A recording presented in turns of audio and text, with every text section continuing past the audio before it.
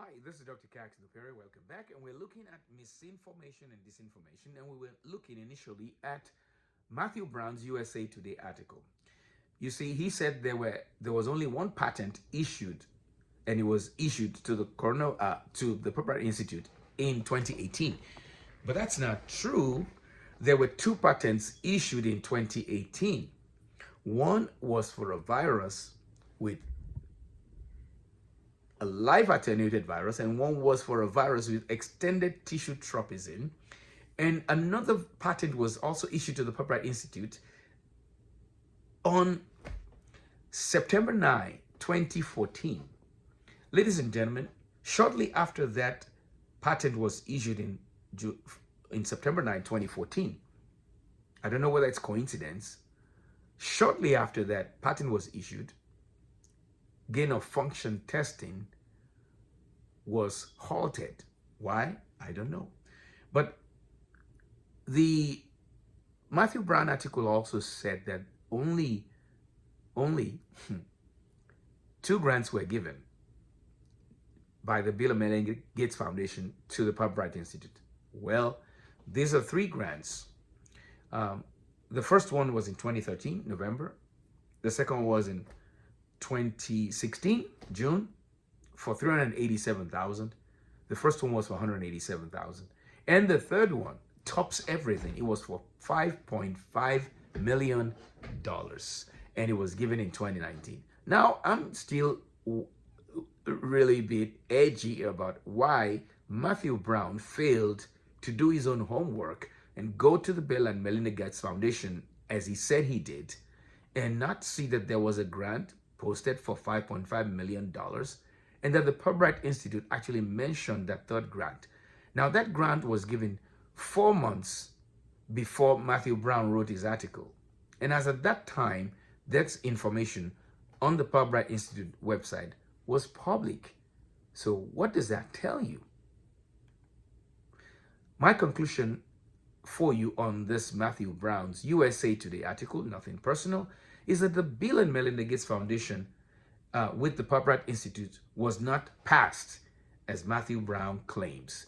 It was recent. You don't just give $5.5 million to a person and call it passed when all you've given them in previous years was $187,000, $387,000, and then all of a sudden you give them an amount that more than doubles whatever you've given them before. They've never even received $1 million from Bill and Melinda Gates. Number two, Bill and Melinda Gates gave 3, not 2 grants, 2013, 2016, and 2019. Purbright Institute, number 3, does not hold a patent for the coronavirus. It holds 3. Number 4, 2 of the 3 coronavirus patents that they hold are not for weakened viruses, but for viruses with extended tissue tropism. The connection between Bill and Melinda Gates and the Purbright Institute is therefore not based on conspiracy theory, but on facts.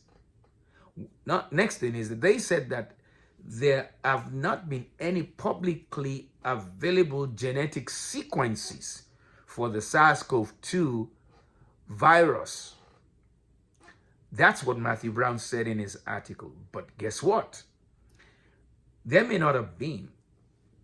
But in the December 2020 article by Pfizer in the New England Journal of Medicine, they stated clearly that they had received the genome sequence for the SARS-CoV-2 virus on January 10, and they went into production for the vaccine thereafter, immediately after that. They got the sequence of this coronavirus on January 10, 2020. And they said that very clearly in the December 10, 2020 in the New England Journal of Medicine. Very interesting. So even though it may not have been publicly available, it was privately available. Is that mis or disinformation? You decide. Hasn't it been proven, ladies and gentlemen, that gain of function existed? A lab leak is most likely. and that the vaccines have an unprecedented mortality rate. It's laughable that the article's fact-check sources are only from two sources: the Pubra Institute that patented the coronavirus, and Bill and Melinda Gates, who has shown us how much he has profited from vaccines. The idea that he even says that they may seek to patent a vaccine is pretty absurd if you think about it. Why? I'm going to show you some things. This here shows you that the patent for this virus filed on September 9, 2014, 882-8407, has extended tissue tropism. This one filed in 2018, 9969777, also has extended tissue tropism. And these are patents from the Pubra Institute. And you can see, ladies and gentlemen, the only one that doesn't have extended tissue tropism, they said, may be used as a vaccine for treating and preventing a disease such as, and that one is 101-30701. So in effect, ladies and gentlemen, it is not good to lie, and it takes more energy to support a lie than to support the truth. Now we want to look at some other examples. You're going to love this part. The reason being, there were several simulations in the COVID-19 playbook, what I call the COVID-19 playbook. Simulations occurring before the real event. The first one is, I'm going in reverse order. There was something called Event 201 in October 2019. That was a simulation. Bill Gates headed this. There was also Crimson Contagion, where Dr. Fauci was present. And there's a PDF document. If I have an opportunity, I'll download that on the online course itself. There's also Cladex 208 from the Johns Hopkins Center for Health Security, which receives a lot of funding from Bill and Melinda Gates Foundation. SPARS, I'm going to show you some documents on that in a few seconds. That was in October of 2017, sponsored by the Bill and Melinda Gates Foundation, with members of the National Institute of Allergy and Infectious Disease present, with the NIH, as well as MARS 2017, which involved the 20 richest countries, G20, and a gentleman called David Heyman. You'll see all these things tell us that there may be a little more than meets the eye to the pandemic. There is a lot of misinformation, disinformation, and suppression. And what do you think is being suppressed? A lie or the truth? Somebody said this: